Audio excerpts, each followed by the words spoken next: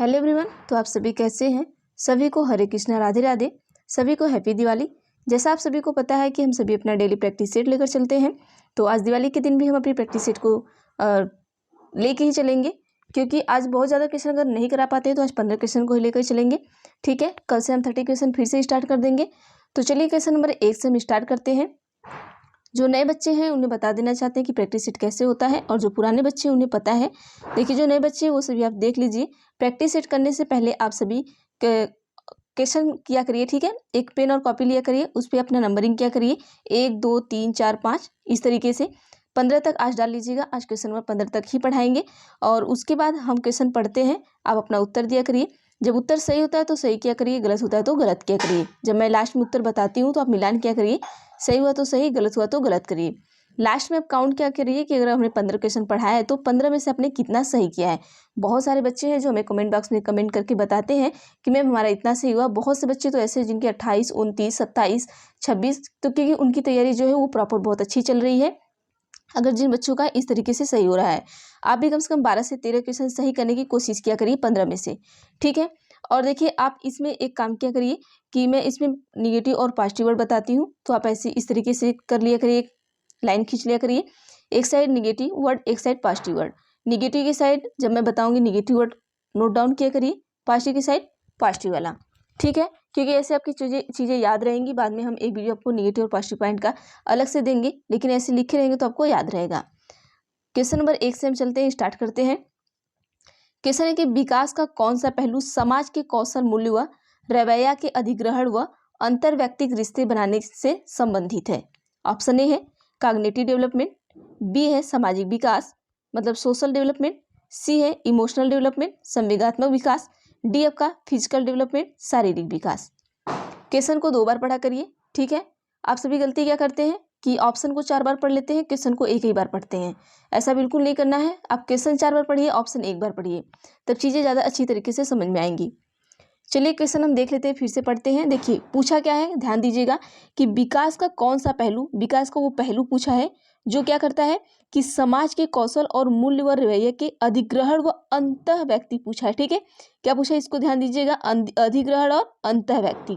ठीक है, interpersonal relationship पूछा आपसे, उसे बनाने से संबंधित कौन सा है वो पूछा है। अगर इंटरपर्सनल रिलेशनशिप है तो किससे बनाने में संबंधित होगा आप बताइएगा, क्या फिजिकल से होगा, इमोशनल से होगा, सोशल से होगा या कॉग्निटिव से होगा, उत्तर दीजिएगा। तो देखिए ये कहाँ होगा, आपका सोशल डेवलपमेंट होगा, सामाजिक विकास होगा। ठीक है, ये जो अधिग्रहण और अंतर व्यक्ति रिश्ते बनाने से संबंधित है, ये किससे है, सोशल से है। याद रखिएगा कि रिश्ते बनाना हम कहाँ से, समाज से बनाते हैं। ये अपने माइंड में सेट कर लीजिएगा तो ये चीज़ें आपको याद हो जाएंगी। रिश्ते कहाँ बनाते हैं, समाज से बनाते हैं, तो हाँ समाज से हमारा क्या हो गया, सोशल हो गया। ठीक है, नेक्स्ट क्वेश्चन पर चलते हैं हम। क्वेश्चन नंबर 2 आपका कहा गया है कि निम्न में से कौन से कारक बच्चे के संपूर्ण विकास के लिए जिम्मेदार है। ऑप्शन 1 है आनुवंशिकता, 2 है भौतिक वातावरण, 3 आपका है सामाजिक परिवेश। ऑप्शन ए है केवल 1, ऑप्शन बी है केवल 2, ऑप्शन सी है केवल 1 और 2, ऑप्शन डी है 1 2 और 3। क्वेश्चन ध्यान दीजिएगा, पूछा है कि कौन से कारक बच्चे के संपूर्ण विकास में जितना ओवरऑल डेवलपमेंट है उसके लिए जिम्मेदार हो सकता है। ओवरऑल डेवलपमेंट के लिए क्या हेरिडिटी हो सकता है, फिजिकल एनवायरनमेंट होगा या सोशल कॉन्टेक्स्ट होगा, बताइएगा। तो चलिए यहाँ पर हम देखते हैं, यहाँ पर हम जो हमारा सही उत्तर होगा, हमारा ऑप्शन नंबर डी सही होगा। कैसे सही होगा देख लेते हैं। देखिए जो ओवरऑल डेवलपमेंट हमारा होता है उसके लिए हमें हेरिडिटी भी ज़रूरत होती है, फिजिकल एनवायरनमेंट की भी ज़रूरत होती है और सोशल कॉन्टेक्स्ट की ज़रूरत होती है। ठीक है, ये तीनों चीज़ों की ज़रूरत होती है, तो ऑप्शन नंबर जो डी है उसको सही कर लीजिएगा। चलिए नेक्स्ट क्वेश्चन पर चलते हैं हम। क्वेश्चन नंबर 3 आपसे पूछा गया है कि वह प्रक्रिया जिसमें एक बच्ची अपने माता पिता, समकक्षी व अन्य महत्वपूर्ण व्यक्तियों से अंतःक्रिया करके सामाजिक कौशल, विचार व मूल्य सीखती है कहलाती है। ऑप्शन ए है स्कैफोल्डिंग मतलब पार्ट हो गया आपका, बी है सोशलाइजेशन समाजीकरण, सी आपका मेटाकॉग्निशन अधिसंज्ञान, डी आपका है इंटरजनरेशन एकीकरण। देखिए पूछा क्या आपसे, क्वेश्चन पर ध्यान दीजिएगा कि वह प्रक्रिया जिसमें एक बच्ची है क्या करे कि अपने माता पिता व समकक्षी मतलब उसके साथ जो बच्चे पढ़ते हैं वह अन्य जो और भी व्यक्ति हैं उनके साथ क्या कर रही है, अंतः क्रिया करके सामाजिक कौशल व विचार मूल्य सीखती है।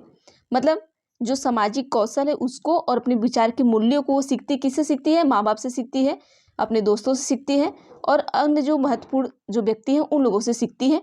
तो वो किस में जाएगा ये बताना। अगर इस तरीके से सीखेगा बच्चा तो कहाँ पर जाएगा, वो क्या कहलाएगा, ये पूछ रहा है यहाँ पर आपसे। तो देखिए सिंपल सी बात यहाँ पर याद रखिएगा, माँ बाप से सीख रही है, बच्चों से सीख रही है, समाज में व्यक्तियों से सीख रही है, तो सोशलाइजेशन हो गया। क्योंकि ये चीज़ें क्या कहाँ से सीख रही है, समाज से सीख रही है और ये सामाजिक कौशल ही सीख रही है। तो इस तरीके से चीज़ें कहाँ पर जाएगी, आपकी सोशलाइजेशन में जाएगी। इसको ध्यान रखिएगा, किससे सीख रही है, सामाजिक कौशल है तो किससे सीखेगी, समाज से सीखेगी। तो ऑप्शन नंबर जो बी है वो सही कर लीजिएगा, इसके सोशलाइजेशन। नेक्स्ट क्वेश्चन पर चलते हैं हम, क्वेश्चन नंबर 4। अब देखिए यहाँ पर ध्यान दीजिएगा, क्वेश्चन है कि पियाजे के सिद्धांत के अनुसार उस प्रक्रियाओं को जिसमें बच्चे या तो नए स्कीमा का निर्माण करते हैं या अपने स्कीमा में बदलाव करते हैं को क्या कहते हैं। ध्यान दीजिएगा क्वेश्चन पर, क्वेश्चन फिर से पढ़ रहे हैं, ऑप्शन बाद में दिखाएंगे आपको, ठीक है। पियाजे के सिद्धांत के अनुसार पूछा गया आपसे कि उस प्रक्रिया को जिसमें बच्चे क्या करें, या तो नए स्कीमा का निर्माण कर रहे हैं या तो अपने स्कीमा में बदलाव कर रहे हैं, तो क्या कहते हैं उसे। अगर इस तरीके का काम करेंगे तो क्या कहेंगे, ये ऑप्शन देख लेते हैं हम। ऑप्शन ए आपका है निश्चितता, बी है अनुबंधन, सी है संतुलीकरण, डी आपका है अनुकूलन। तो इस तरीके क्या कहलाएगा आपका, बताइएगा। देखिए स्कीम और स्कीमा वाला जो चैप्टर है उसको एक बार आप अच्छी तरीके से पढ़ लीजिएगा, ठीक है, क्योंकि स्कीम और स्कीमा से आपको एक क्वेश्चन जरूर आता है। तो देखिए इसे हम क्या कहेंगे, एडाप्टेशन कहेंगे। ऑप्शन नंबर सी सही करिएगा। एक बार हम इसको आपको थोड़ा समझा देते हैं स्कीम और स्कीमा के बारे में, ताकि चीज़ें आपको अच्छी तरीके से क्या हो, पता चल जाए, ठीक है। देखिए अब पियाजे के सिद्धांत के अनुसार पूछा था आपसे, तो देखिए संतुलीकरण का मतलब क्या है, आपका एडाप्टेशन है क्या, आखिर हम बता रहे हैं आपको कि यह क्या है, कि वह इस तरीके की एक प्रक्रिया है जिसमें क्या होता है कि बच्चे या तो नए स्कीमा का निर्माण करेंगे, किसमें, एडाप्टेशन में, और या अपने स्कीमा में क्या करते हैं, बदलाव करते हैं। यही हमारा क्या है, एडाप्टेशन है। अब पियाजे का जो संज्ञानात्मक विकास का सिद्धांत है उसमें क्या आपका है कि आत्मसातकरण, समायोजन और संतुलीकरण कुछ ऐसे तरीके हैं जिसमें क्या होता है कि आपके माध्यम से बच्चे नए अनुभव को क्या करते हैं, पहले से मौजूद संज्ञानात्मक संरचनाओं, देखिए स्कीमा किसे कहते हैं, जो पहले से मौजूद हमारा क्या हो, संज्ञानात्मक संरचना हो, में क्या करते हैं हम, एकीकृत करते हैं। अब देखिए एक स्कीम होता है, एक स्कीमा होता है। स्कीम क्या होता है, जो हम एडॉप्ट करते हैं, ठीक है, यहाँ पर आपको बता दिया। सॉरी, स्कीमा क्या है आपका, जिसे हम एडॉप्ट करते हैं। वही स्कीमा जैसे आपका पहले से मौजूद क्या हो, संज्ञानात्मक संरचना हो। अब देखिए एडाप्टेशन, अब इनका मानना क्या था पियाजे का, कि जो सभी बच्चे हैं वो क्या करते हैं, आत्मसातकरण और समायोजन के बीच संतुलन बनाने की कोशिश करते हैं। कौन कहा था, पियाजे जी कहे थे। ये याद रखिएगा, ये क्वेश्चन बार बार पूछता है आपको। जिसे एक क्रियाविधि के माध्यम से क्या होता है, प्राप्त किया जाता है। यह वह प्रक्रिया थी जिसमें बच्चे अपने अनुभव के बेहतर अधिक परिष्कृत ज्ञान की ओर क्या करेंगे, अग्रसर करेंगे, ठीक है। तो ये चीज़ याद रखिएगा कि ये किसका मानना था, पियाजे का मानना था। क्या मानना था कि सभी बच्चे क्या करेंगे, आत्मसातकरण करेंगे और समायोजन के बीच क्या करेंगे, संतुलन बनाने की कोशिश करते हैं। आगे चलते हैं नेक्स्ट क्वेश्चन पर हम। क्वेश्चन नंबर 5 आपका है कि जीन पियाजे के अनुसार मूर्त संक्रियात्मक अवस्था में बच्चे तर्कपूर्ण ढंग से सोच पाते हैं पर उन्हें डैश में कठिनाई आती है। ऑप्शन ए प्रतीकात्मक प्रतिनिधित्व, बी संरक्षण के कार्य, सी आपका परिकल्पित निगमनतर, डी क्रमबद्धता के कार्य। अब देखिए क्या है कि जीन पियाजे के अनुसार पूछा है, जो मूर्त संक्रियात्मक अवस्था में क्या है कि बच्चे तर्कपूर्ण ढंग से सोच पाते हैं। तर्कपूर्ण मतलब concrete operational stage, can think logically, ठीक है, वो लॉजिकली सोच पा रहे हैं। अगर चीज़ें हिंदी नहीं समझ में आए तो इंग्लिश को पढ़ा करिए। बट हैव डिफिकल्टी इन, देखिए उन्हें क्या किस में कठिनाई आएगी अगर इस तरीके से वो सोच पा रहे हैं तो। उत्तर दीजिएगा। तो चलिए यहाँ पर हम देख लेते हैं, यहाँ पर क्या होगा। देखिए लॉजिकली हम किस में सोचते हैं, आप ध्यान में रखिएगा, ट्रिक बता रहे हैं आपको, रीजनिंग में सोचते हैं, ठीक है। जैसे होता है ना कि हम रीजनिंग लगाते हैं तो उसमें लॉजिकली सोचते हैं।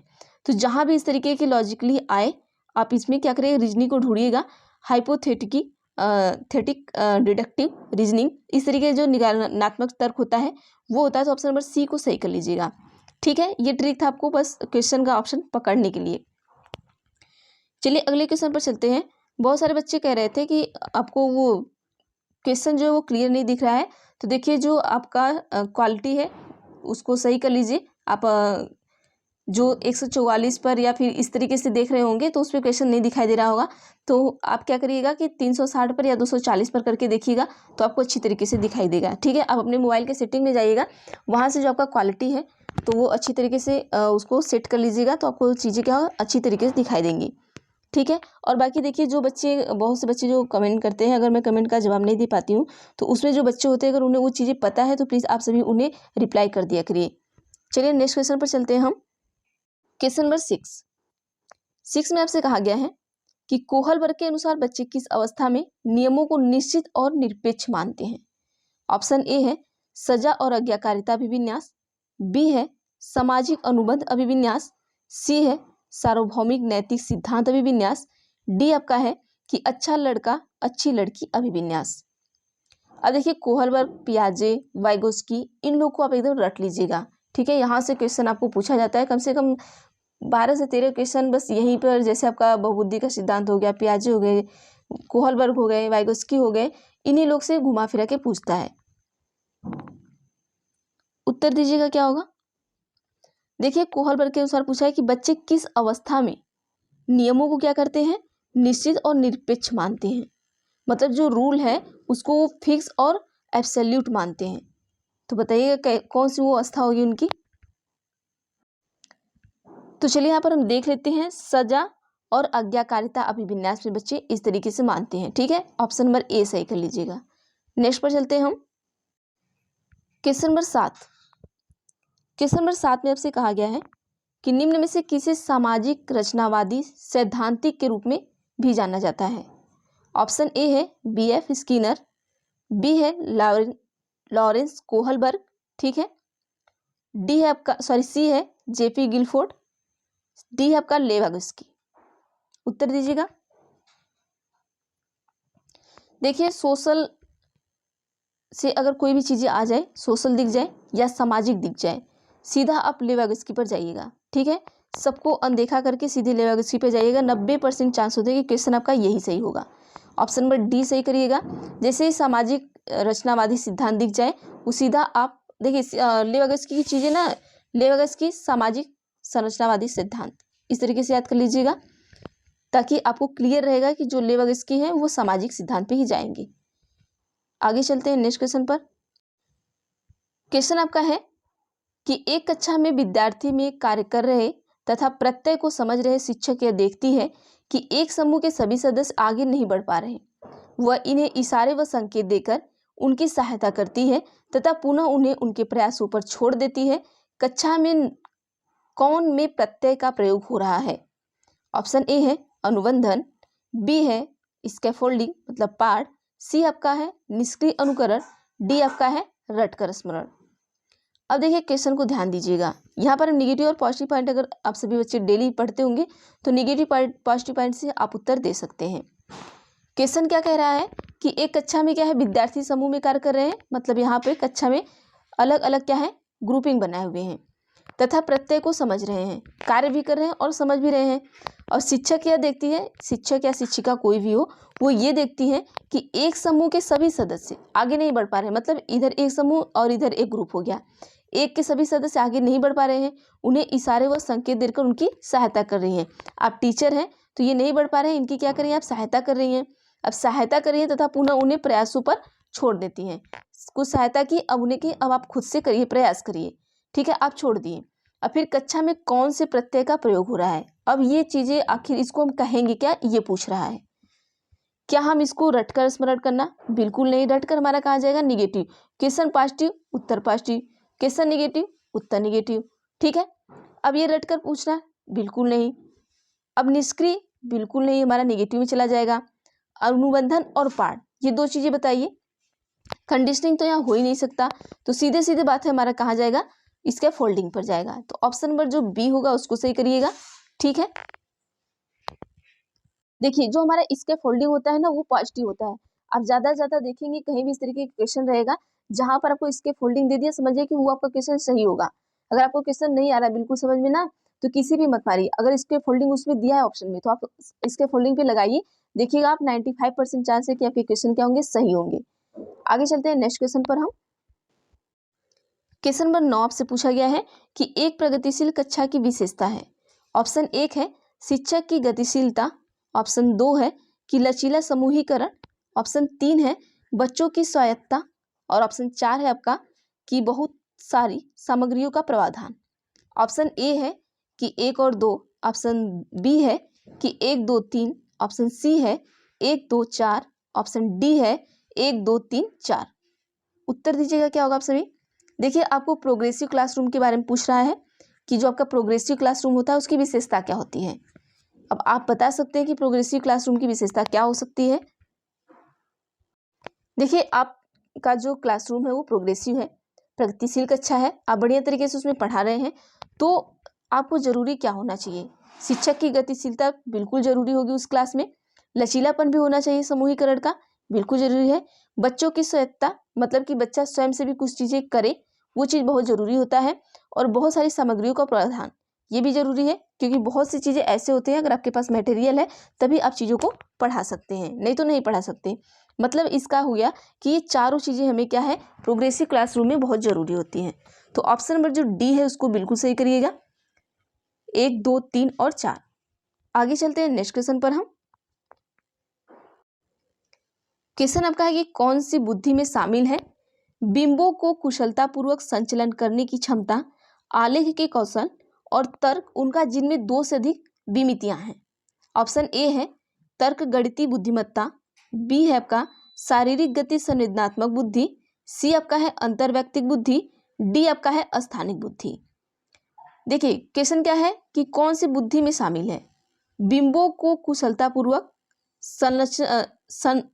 संचलन करने की क्षमता। ठीक है, जो बिंबो है उसको क्या कर रहे हैं कि कुशलतापूर्वक संचलन कर रहे हैं, तो जो उसकी क्षमता है आलेख के कौशल और तर्क उनका जिनके 2 से अधिक विमितियां हैं, तो वो किस में आपका आएगा बताइएगा। ठीक है, तो देखिए ऐसे क्वेश्चन आपको बहुत सारे होते हैं, जैसे कि संगीत की बुद्धि हो गया और फिर आपका शारीरिक गतिकी हो गया, इस तरीके से अलग अलग क्वेश्चन पूछते हैं। तो इसमें क्या आ जाएगा आपका, इसमें अस्थानी बुद्धि आएगा। ठीक है, ऑप्शन नंबर डी सही करिएगा, इसमें अस्थानी बुद्धि आएगा, इसको याद कर लीजिएगा। इस तरीके से अगर पूछता है ना तो आपका इसमें अस्थानी बुद्धि आ जाएगा। ठीक है, आगे चलते हैं नेक्स्ट क्वेश्चन पर हम।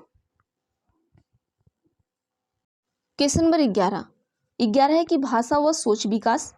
ऑप्शन ए है एक दूसरे से स्वतंत्र होता है, ऑप्शन बी है सामाजिक सांस्कृतिक संदर्भ से स्वतंत्र होता है।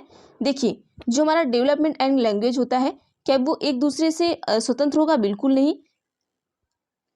सामाजिक सांस्कृतिक संदर्भ से भी स्वतंत्र होता है, बिल्कुल नहीं होगा। ठीक है, आइए नेक्स्ट पर देखते हैं हम क्या है।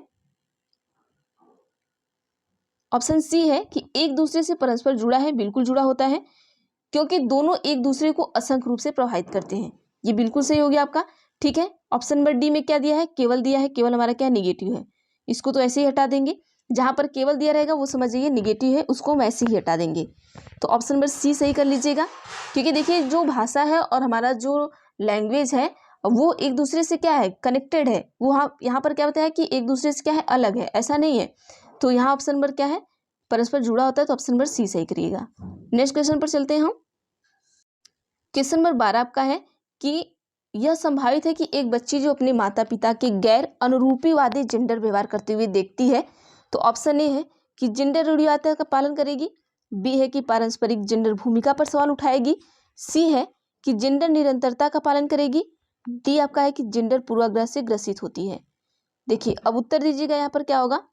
देखिए आप एक छोटी बच्ची है या आपके बगल में कोई भी है, आप उनके माता पिता समझ जाइए, आप ही माता पिता हैं, और आप क्या कर रहे हैं कि जो गैर अनुरूपीवादी जेंडर है मतलब कि लड़के और लड़कियों में आप विभेद कर रहे हैं, तो अगर वो उस तरीके से देखती है तो उसको क्या लगेगा आपको बताना है। ठीक है,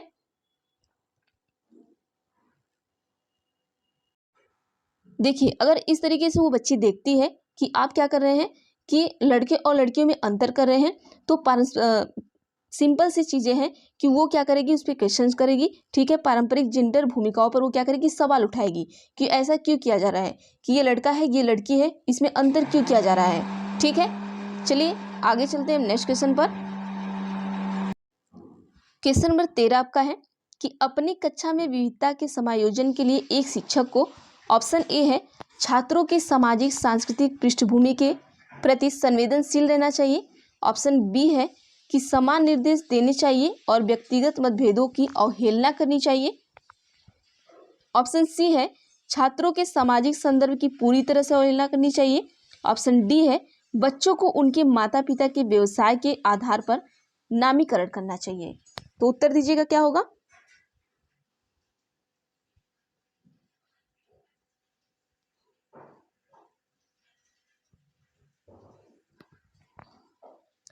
देखिए, अपनी कक्षा में विविधता के समायोजन के लिए अगर आप एक शिक्षक हैं तो आपको क्या करना चाहिए, तो सिंपल सी बात है कि आपको छात्र के सामाजिक संदर्भ की पूरी तरह से अवहेलना करने की बिल्कुल नहीं करेंगे, ठीक है।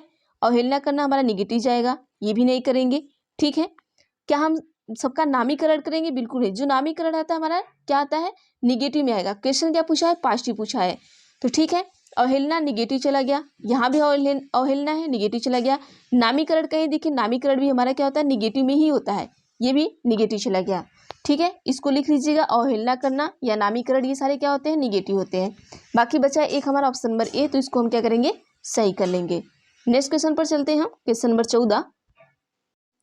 क्वेश्चन है आपका कि the focus of assessment need to be, मतलब आकलन का उद्देश्य क्या होना चाहिए, ठीक है।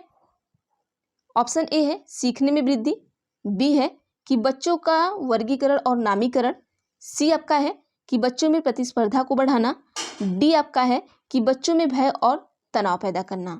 अभी देखिए, हम जो वीडियो बच्चे डेली देखते हैं उन्हें पता होगा नेगेटिव और पॉजिटिव पॉइंट, ये उत्तर आप आसानी से दे लेंगे। यहाँ पर 3 ऑप्शन क्या है, निगेटिव है, एक पॉजिटिव है। क्वेश्चन क्या पूछा आपसे, पॉजिटिव पूछा है, उत्तर भी हमारा पॉजिटिव ही आएगा, ठीक है। उत्तर दीजिएगा आप सभी। तो चलिए यहाँ पर हम देखते हैं, यहाँ पर देखिए निगेटिव क्या होगा आपका, अभी हमने जस्ट बताया कि जो जहाँ नामीकरण दिख जाए वो आपका निगेटिव में जाएगा, ठीक है। प्रतिस्पर्धा मतलब कंपटीशन जहाँ दिख जाए वो भी हमारा निगेटिव में जाएगा, ठीक है। भय और तनाव पैदा करना ये भी हमारा निगेटिव में ही जाएगा। बाकी बचा एक हमारा सीखने में वृद्धि, ऑप्शन नंबर ए जो है वो बिल्कुल सही हो जाएगा, ठीक है। तो ऑप्शन नंबर ए को सही कर लीजिए क्वेश्चन नंबर 14 का। अब आइए हम नेक्स्ट क्वेश्चन पर चलते हैं। ये क्वेश्चन नंबर हमारा 15 है और हमारा लास्ट क्वेश्चन रहेगा, क्योंकि आज दिवाली है, आप सभी बहुत ज़्यादा पढ़ेंगे नहीं, तो हम सोच रहे थे आपको 15 क्वेश्चन दे दें, ठीक है। बाकी से हम जो 15 बचेंगे इसको बचा के रखेंगे, इसके बाद के जो रहेंगे उसको हम 30-30 क्वेश्चन का आपको कराएंगे, ठीक है। तो चलिए हम कथन पढ़ते हैं पहले। कथन और कारक में क्या होता है, देखिए तर्क में क्या है ना, जैसे कि कथन आप पढ़ लिए, जब हम तर्क या कारक पे जाएंगे कब क्यों कैसे, अगर उत्तर देखिए हमें कब क्यों कैसे मिल गया या इसका उत्तर मिल गया हमें, ठीक है। इसको क्वेश्चन मान लीजिए और ये नीचे वाला उत्तर मान लीजिए। अगर इसका क्वेश्चन का ये उत्तर सही दे दिया तो समझ जाइए कि हमारा तर्क जो है वो सही है, नहीं तो वो भी हमारा क्या है, गलत है। कथन क्या कहा है कि बच्चे के सीखने और तरक्की के मूल्यांकन के लिए विविध तरीकों और प्रणालियों का प्रयोग करना चाहिए, बिल्कुल सही बात है। अगर आप बच्चे को सिखा रहे हैं कुछ भी चीज़ें, तो अगर मूल्यांकन कर रहे हैं तो अलग अलग तरीके का क्या करेंगे, प्रणाली का हम क्या करेंगे, प्रयोग करेंगे।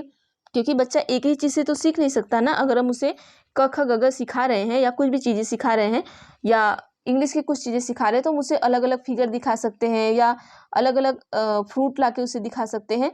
तो हमें अलग अलग तरीके का प्रयोग करना चाहिए। ये तो कथन हमारा एक क्या है, सही है। क्यों करना चाहिए ऐसा, क्योंकि विभिन्न क्षेत्रों में बच्चों के विकास की समग्र जानकारी देने के लिए मूल्यांकन का एक तरीका काफ़ी नहीं है, बिल्कुल सही बात है। देखिए ये उत्तर भी मिल गया, ये क्वेश्चन हमने कर लिया, यहाँ पर उत्तर भी हमें मिल गया। क्यों करना चाहिए, क्यों प्रयोग करना चाहिए, ये क्वेश्चन हो गया हमारा। अब यहाँ पर क्योंकि अगर लगा दिए, क्योंकि विभिन्न क्षेत्र में बच्चे के विकास की समग्र जानकारी देने के लिए मूल्यांकन का एक तरीका काफ़ी नहीं है, बिल्कुल सही बात है कि हम एक ही तरीके से मूल्यांकन बहुत सही नहीं होता है, अलग अलग तरीके से मूल्यांकन करेंगे तो बच्चा और अच्छी तरीके से सीखेगा। तो मतलब यहाँ आपका हो जाएगा कि both A and R true and R is the correct explanation of A. तो यहाँ पर आइए देखते हैं कौन सा सही है हमारा। चलिए, तो यहाँ पर जो आपका दिख रहा है both A and R true, option number A दिख रहा है, ठीक है। तो ऑप्शन नंबर ए पर सही टिक कर लीजिएगा। ये देखिए आप सभी के 15 क्वेश्चन हो गए। बाकी 15 क्वेश्चन हम नेक्स्ट डे करेंगे। अगर आज 30 क्वेश्चन लेके चलेंगे तो आप पढ़ेंगे नहीं, हमें पता है, क्योंकि आपके पास बहुत सारे काम होंगे आज, और हम भी जा रहे हैं, हमको भी बहुत सारे काम करने, भी खाना बनाना है, सब कुछ करना है। तो आज इतना ही करते हैं, बाकी हम नेक्स्ट वीडियो में देखेंगे। और जो बच्चे नए हैं प्लीज़ चैनल को सब्सक्राइब कर लीजिएगा, बेल आइकन को क्लिक कर लीजिएगा, ताकि मैं जो भी वीडियो बनाऊंगी आप तक जाएगा। और देखिए 1 से 2 दिन बाद ना वो साइंस और मैथ की मैं देखूंगी, अगर हो सकेगा। और एक बच्ची थी जिन्होंने बोला था कि इंग्लिश की वीडियो चाहिए, तो मैं देखूंगी, जिस तरीके से मुझे टाइम मैनेजमेंट होता है मैं सारी वीडियो आपको दे दूंगी, ठीक है। बाकी हमें 10 तारीख तक टाइम दीजिए, उसके बाद आपकी 10 के बाद आप सभी तैयार रहिएगा, आपका मैराथन स्टार्ट हो जाएगा। जो मैराथन चलेंगे वो 1 से 1.5 घंटे का चलेगा, ठीक है। तो मैराथन में लगभग जैसे कि 60 क्वेश्चन या 100 क्वेश्चन मान के चलिए कि 100 क्वेश्चन लेकर आएंगे, और कम से कम आपको हम 4 से 5 हज़ार क्वेश्चन करा देंगे, ताकि आप CDP के तो मैं करा ही दूंगी, और जो SST है उसका तो करा ही रहे हैं। CDP ज़्यादा बच्चे पढ़ते हैं, क्योंकि दोनों बच्चे पढ़ते हैं, तो CDP का मैं कराऊंगी। और बाकी देखिए जो भी क्वेश्चन रहेंगे हम करा देंगे। और मैराथन देखिए कितने टाइम तक चलता है, CDP का तो चलेगा, और बाकी सब्जेक्ट का तो नहीं कह सकते, ठीक है। तो चलिए आज के लिए इतना करते हैं, बाकी देखते हैं हम नेक्स्ट वीडियो में। Thank you everyone.